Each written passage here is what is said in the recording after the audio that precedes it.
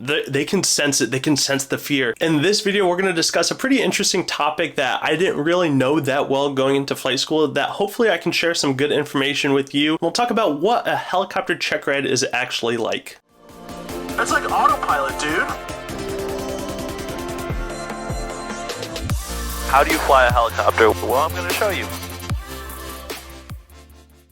We're going to break this video down into 3 parts. What a helicopter check ride actually is it scary or hard, and what happens if you fail it? Alright, so what actually is a helicopter check ride? In the aviation world, we call it a check ride, but this is your final evaluation. This is the final test before you can actually receive that certification you're going for. You go to flight school and you start building experience. You start learning how to be a pilot. You learn all the knowledge, you go out and you fly, and you learn how to actually become a pilot. You learn all the regulations and stuff, and before you're actually a licensed pilot, you have to go through the test. It's kind of like a driving test. It's certifying you that you actually can hold the responsibilities of this certification. This is the final evaluation. The FAA has listed out all of the requirements for each rating that you're going for, that you're trying to achieve. So for your private pilot, they have the aeronautical experience listed requirements. So how many hours of this type of flying, how many hours, for example, dual training, how many hours of solo training, how many hours of night training. You have to have a certain number of hours, and then you also have to be competent in all of the maneuvers, all the emergency procedures, and so on and so forth. Once you feel comfortable and your flight instructor is like, yeah, you can pass a check ride, you know all of the things that you need to know for this check ride, you are going to sign up for your check ride. Now, the person that does your check ride is called a DPE, Designated Pilot Examiner, or they're also just referred to as an examiner. Now, this is not necessarily an FAA employee, but they are authorized by the FAA to issue flight certificates or ratings. So sometimes this could be a person within your own flight school who has this designation as an FAA examiner, or it could be someone within the local flying community. Quick note on price. The typical price for a check ride, it can range immensely. I've seen check rides as low as $500, and I've seen check rides up to $2,000. That's another thing to factor in. Some DPs have wildly different rates. Some check rides are really cheap. Like a private pilot check ride is probably the cheapest check ride. Your CFI certified flight instructor check ride is going to be one of the most, if not the most expensive check ride. It's also region specific. Certain regions have cheaper check ride costs. Certain regions have more expensive check ride costs. Now, the actual check ride itself, it is a oral portion and a flight portion. So the oral portion is you're going to go into the office, you're going to go into a meeting room, and you're going to have all your books laid out in front of you. Your rotorcraft flight manual or your airplane flying manual, the federal aviation and the regulations, the FAR aim, weight and balance done. You're going to have your flight plan done. You're going to have your logbook out. So there's a lot of stuff, and the DP on the oral portion is just going to start working his way through the check ride. The DP will talk to you beforehand and explain how the check ride is going to work, and then once you guys are actually get into it, he's going to start with your experience. So he's going to make you prove that you have all the flight experience. So you have to have a certain number of hours. Okay, show me these hours. You have to have a certain number of cross countries with different requirements.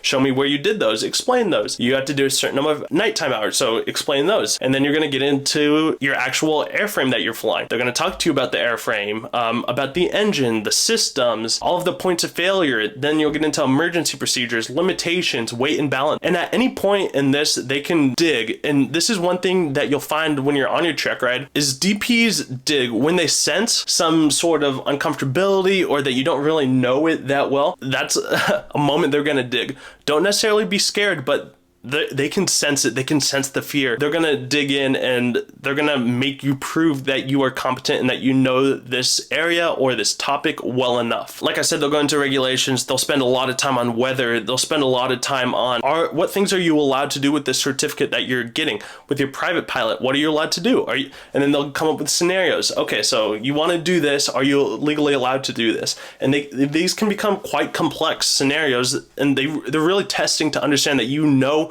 what you're allowed to do, what you're not allowed to do. Another thing to know is if you don't know every single question, that's okay, and that is expected. You should have a great general understanding of every single area, but there's going to be certain questions that you just don't know. What they're looking for is one, that you know where to find it, you know how to find it, and that you think critically and you think safely and you think like a safe and coherent and smart pilot. If you get through the oral portion, then you go do the flight portion. The flight portion is more straightforward. You're going to be in there with the DPE and in your helicopter or your airplane, and they're going to ask you to demonstrate a maneuver, and you're going to do the maneuver. That's it. And they'll go through all the maneuvers, and you're going to demonstrate and then do the maneuver. There's not that much more to it. It's relatively simple. They ask you, okay, do this normal approach, you do the normal approach. And so then if you get through all the maneuvers and you pass, congratulations, you have earned that certification.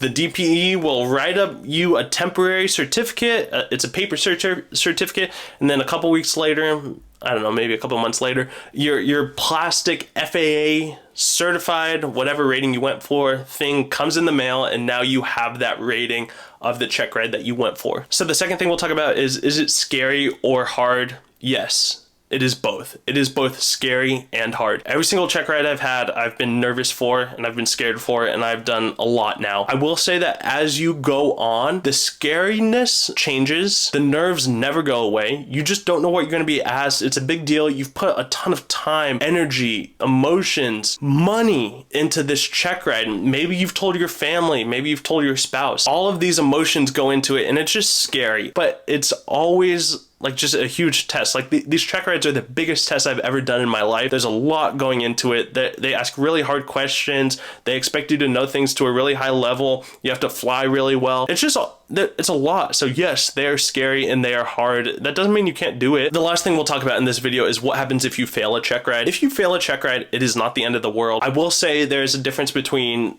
an airplane check ride failure and a helicopter pilot check ride. I'm not an airplane pilot. I do have some flight time in airplanes, but I fly helicopters. That's been my whole world. I can speak from the helicopter world experience. If you fail a helicopter check ride, it's not that big of a deal. Now, granted, it's always going to stay on your record. You will have a failure of a check ride on your record when jobs go to hire you. They can see that. However, let me talk about what actually happens in the moment. If you fail on the oral portion, they're going to say, hey, unfortunately, you have failed. You don't know this well enough. And they're going to issue you a discontinuance letter. They're going to discontinue the check ride. You have failed. You have to go do remedial training with your instructor. If it's on the oral portion, you guys are going to go talk about the things that you failed and why, and really get that understanding. Then you can reapply for the check ride and go do the oral portion again, and then go on to do your flight portion. If on your initial check ride, you made it through the oral portion and then you go to the flight portion and you fail a maneuver on your check ride, there's a couple different options that may be presented to you in the moment. They can either say, hey, Devin, unfortunately, you have failed and I cannot let this go. This is a failure and I'm sorry. But you have two options. This was what was presented to me. They say, we can either go and do the rest of the maneuvers right now and we can knock these out, and then you can come back and do that final maneuver on a different day, or this can just be the end and we'll do everything else later. What I chose to do when I failed my check ride is I continued with the rest of the maneuvers. Of course, I'm here, I'm in the moment, let me go do everything else. I did everything else and it was fine. I just biffed a maneuver, it was bad. I deserved to fail, it was not good. But then we came back on a different day after me and my instructor had done some remedial training. I got really competent at the maneuver again, and then we came back, we did that one maneuver, that's all we had to do, and then I was issued that rating that I was going for. I have heard that the airlines are a little bit more concerned if you fail check rides, especially when you get to the multiple level. Like, one check ride happens, two, it's not ideal, but it does happen. If you start to fail 3 or 4 or 5 check rides, then they start to become quite concerned. In the helicopter industry, for every single job I've had, so I've failed 2 check rides. I failed my CFI and my CFII. On different things, I should make a video about that, but I was never, even though that's on my FAA pilot records and that's on the FAA records database, I've never been asked about it. I know my employers can see it, but I've never been asked, it says you failed a check ride, please explain that. It just hasn't come up.